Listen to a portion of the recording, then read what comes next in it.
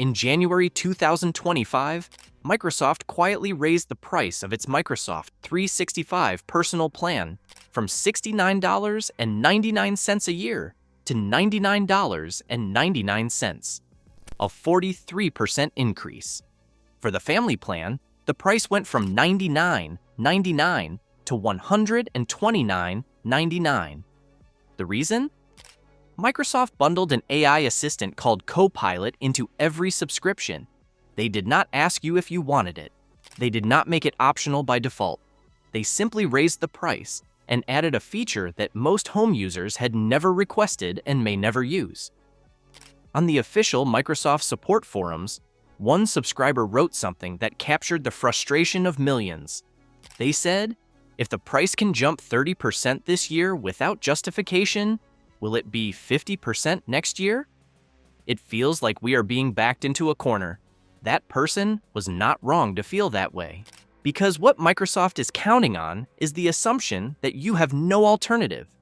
You need Word, you need Excel, you need PowerPoint, and that you will keep paying whatever they ask, year after year, forever. But here is what Microsoft does not want you to know. There is a free Office suite backed by a nonprofit, used by an estimated 200 million people worldwide, trusted by the defense ministries of NATO countries, and it has been available for over 15 years. Most people have never heard of it, and what one German state discovered when it made the switch is a story that Microsoft would very much prefer you did not hear. I will get to that shortly. The German state of Schleswig-Holstein announced in late 2025 that its migration from Microsoft Office to LibreOffice had reached 80% completion across its government workforce. 30,000 government PCs, and Dirk Schroeder, the Minister for Digital Transformation in that state, reported the financial result publicly. Schleswig-Holstein is saving more than 15 million euros per year in license costs. That is roughly 17.5 million US dollars every single year by switching to software that costs nothing. The one-time investment to complete the migration was 9 million euros, meaning the entire cost of switching was paid back in less than 8 months of savings. After that, the savings continue indefinitely. And Schleswig-Holstein is not an isolated case. The MIMO Working Group in France, an interministerial body created in 2005, has deployed LibreOffice across nearly 500,000 government desktops in 11 French ministries, including defense, interior, finance, and education. The French Interior Ministry alone runs LibreOffice on 240,000 machines. The Italian Ministry of Defense migrated 150,000 PCs to LibreOffice and the open document format. The Spanish region of Valencia installed it on 120,000 PCs. The Ministry of Finance in Taiwan runs it on more than 24,000. These are not hobbyists. These are not Linux enthusiasts experimenting in a basement. These are NATO member defense ministries. These are national finance agencies handling billions in public funds. They evaluated LibreOffice against Microsoft Office, and they chose the free option. And what they found about the real cost of staying with Microsoft might change the way you think about that subscription renewal notice sitting in your inbox. But first, you need to understand what LibreOffice actually is. LibreOffice was born in 2010, and to understand why it exists, you need to understand one of the most consequential decisions in the history of open source software. In the early 2000s, there was an open source Office suite called OpenOffice.org, originally developed by a German company called Star Division, which Sun Microsystems had acquired. When Sun released the code as open source, it became one of the most widely used free software projects in the world. Then, in 2010, Oracle Corporation acquired Sun Microsystems. The open source community that had built OpenOffice.org became concerned. Oracle had a track record of being indifferent or hostile to open source projects it inherited. The developers did not want to wait and find out. On September 28, 2010, key members of the OpenOffice.org community announced the formation of a new organization called the Document Foundation. They invited Oracle to participate. Oracle declined. The developers forked the code, meaning they took the existing open-source codebase and started developing it independently under a new name. That name was LibreOffice. Oracle eventually donated the OpenOffice code to the Apache Software Foundation, but development there slowed dramatically. The last version of Apache OpenOffice was released in 2023. LibreOffice, by contrast, has been in continuous active development ever since the fork, with 2 major releases every year for over 15 years. The Document Foundation is a non-profit headquartered in Berlin, Germany. It has no shareholders. It does not answer to Wall Street. It does not need to grow revenue quarter over quarter. Its sole purpose is to develop and maintain a free open-source Office suite. It is funded by donations and by ecosystem companies that provide enterprise support. As of 2025, it has 139 trustees and roughly 15 staff members, supported by an estimated 1,000 weekly contributors from around the world. The suite itself includes 6 components. LibreOffice Writer is the equivalent of Microsoft Word. It opens and saves .docs files. LibreOffice Calc is the equivalent of Excel. It opens and saves .xlsx files. LibreOffice Impress is the equivalent of PowerPoint. It handles .pptx files. LibreOffice Draw handles vector graphics. LibreOffice Base is a database application similar to Microsoft Access. And LibreOffice Math is a formula editor. It runs on Windows, Mac OS, and Linux. It requires no internet connection, no account, no subscription, no login, and no payment. You download it, you install it, you use it. The latest version as of this recording is LibreOffice 26.2.4, released on June 5th, 2026.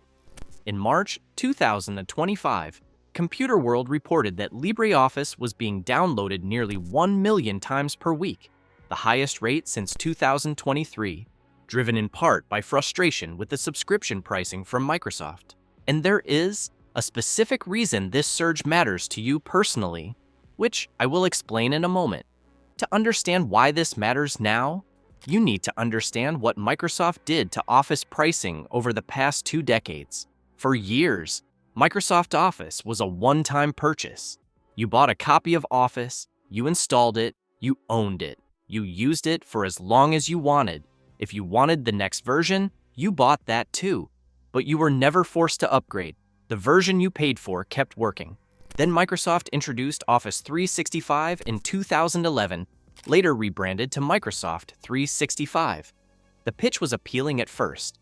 Pay a smaller annual fee instead of a large upfront cost. Always get the latest version. Get cloud storage included. For many people, especially businesses, it made sense. But the critical shift was this. Microsoft began steering everyone towards subscriptions and away from perpetual licenses.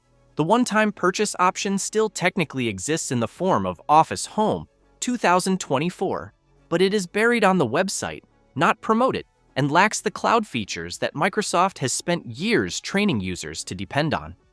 The subscription became the default.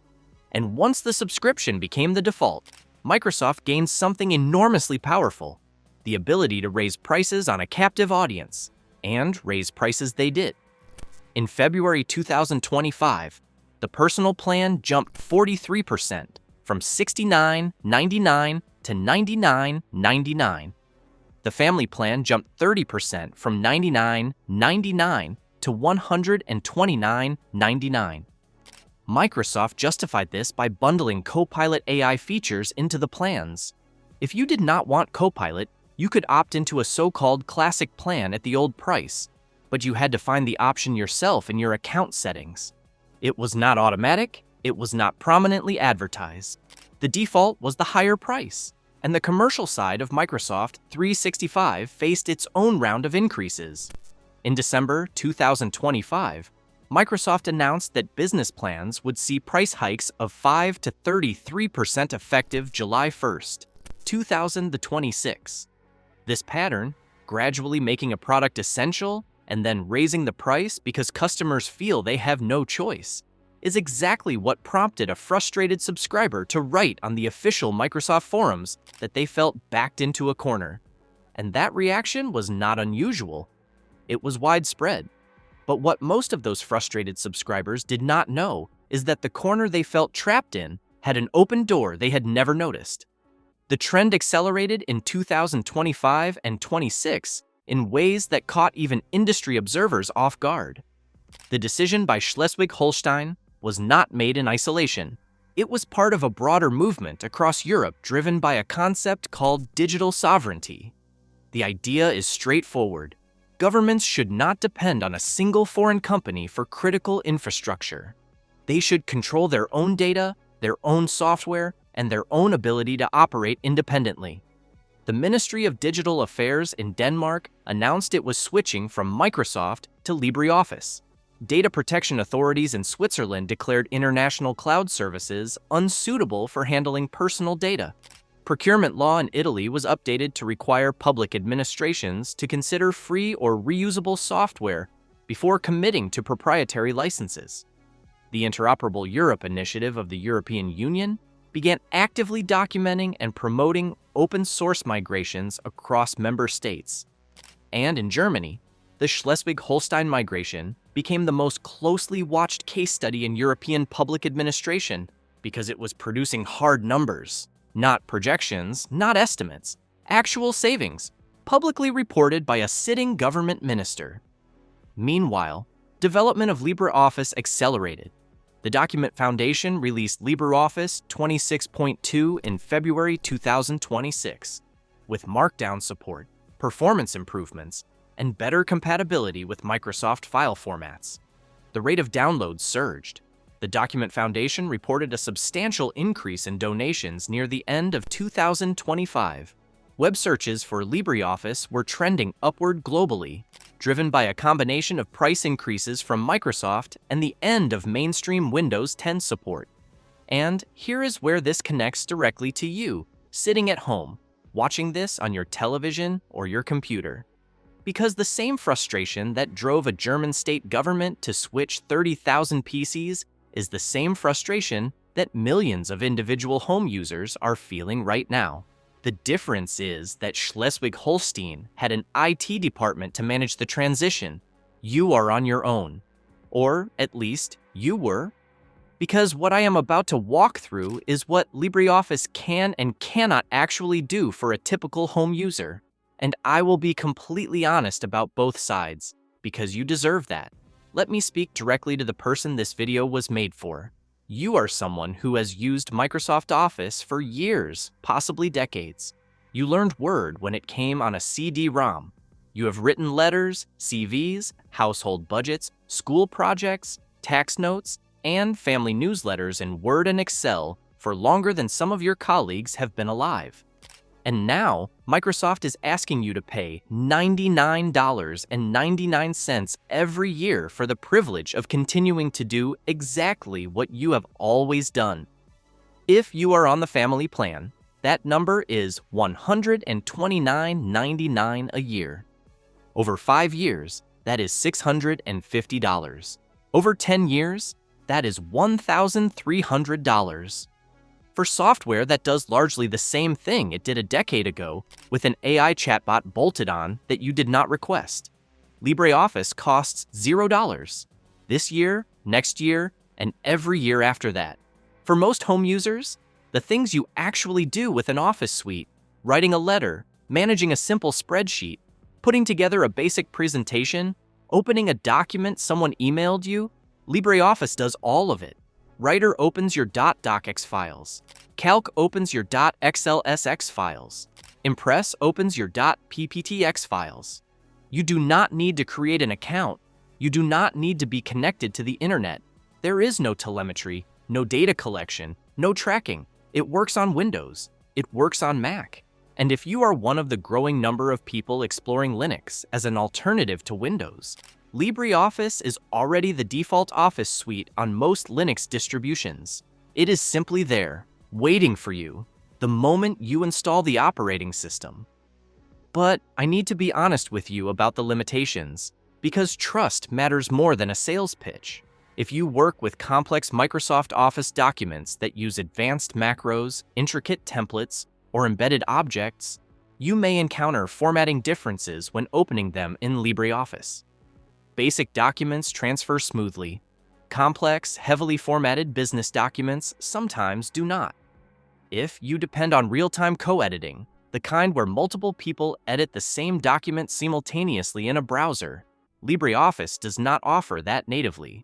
There are cloud-based solutions like Collabora Online that provide it, but they require setup that is beyond what most home users will want to do. LibreOffice does not include an email client.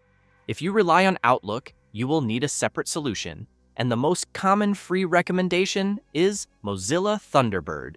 And Microsoft 365 includes 1 terabyte of OneDrive cloud storage. LibreOffice does not include cloud storage at all. The interface is different from Microsoft Office. The ribbon layout is not identical. If you have used Word for 20 years, there will be a learning curve. It is not steep, but it is real. Do not let anyone tell you the switch is completely invisible. It is not. It is manageable, but it requires a small adjustment. So here is the balanced assessment. The case for switching to LibreOffice is strongest if you are a home user who writes documents, manages a household budget in a spreadsheet, occasionally opens attachments from other people, and does not need cloud collaboration or advanced macro-dependent workflows. If that describes you, and it describes the majority of home computer users, you are paying for features you do not use every year, indefinitely, and that money could stay in your pocket. The case for staying with Microsoft 365 is strongest if you are a freelancer or small business owner who exchanges complex formatted documents with clients who use Microsoft Office. If you depend on real-time cloud collaboration, if you use Outlook as your primary email and calendar tool, or if you rely on OneDrive for cloud backup and file access across devices. In those cases, the ecosystem lock-in that Microsoft has built is genuinely functional. It works. It solves real problems, and switching would create friction that might not be worth the savings. Most people fall somewhere in between, and the honest answer for most people in between is this. Download LibreOffice and try it alongside Microsoft 365 before your next renewal. You do not have to cancel anything. You do not have to make a permanent decision right now. Install LibreOffice. It takes about 5 minutes. Open your most used documents, see how they look, see how the applications feel. Try writing a letter in Writer. Try opening your household budget in Calc. Give yourself a week with both installed side by side. If LibreOffice handles everything you actually do, cancel the subscription at your next renewal date. If it does not, you have lost nothing except a few minutes of your time. What you should not do is continue paying out of habit alone. That is what Microsoft is banking on. Their entire consumer subscription model depends on millions of people paying every year without ever asking whether they actually need to. The French Interior Ministry asked that question and saved hundreds of millions over 15 years. Schleswig-Holstein asked that question and saved 15 million euros in a single year. You owe it to yourself to ask it too. And LibreOffice is not the only piece of the puzzle. If you are considering a broader move away from the Microsoft ecosystem, there is a full set of free alternatives that work together. Thunderbird replaces Outlook for email. VLC replaces Windows Media Player for video. Firefox or Brave replace Edge for browsing. And if you are watching this channel, you already know that Linux itself replaces Windows for a growing number of people who are tired of decisions being made for them. At the beginning of this video, I told you about a Microsoft 365 subscriber who wrote that it feels like we are being backed into a corner. That person was right about the feeling. But they were wrong about the corner, because the corner has a door. It has always had a door. 200 million people have already walked through it. Governments across Europe have walked through it. A German state walked through it and saved $17.5 million in a single year. The door is free. It is open. And now you know it is there. LibreOffice is not perfect. I have been honest with you about that. But for the majority of home users, it is more than enough. And the price difference between more than enough and a subscription that increases whenever Microsoft decides it should is the difference between hundreds of dollars staying in your bank account or going to Redmond every year for the rest of your life. If you want a practical written guide covering the full switch from Windows, including which free tools replace which Microsoft programs, how to set them up, and what to expect during the transition, I am putting something together. Details on that are coming soon. The next video in this series will cover the full Microsoft Ecosystem Replacement Toolkit.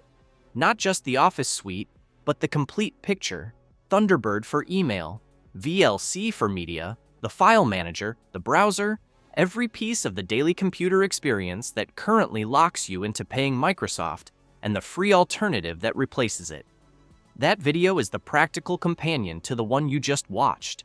If this kind of reporting matters to you, the kind that follows the money, names the real numbers, and gives you honest answers rather than hype, then subscribing to this channel means you will not miss that next video when it arrives.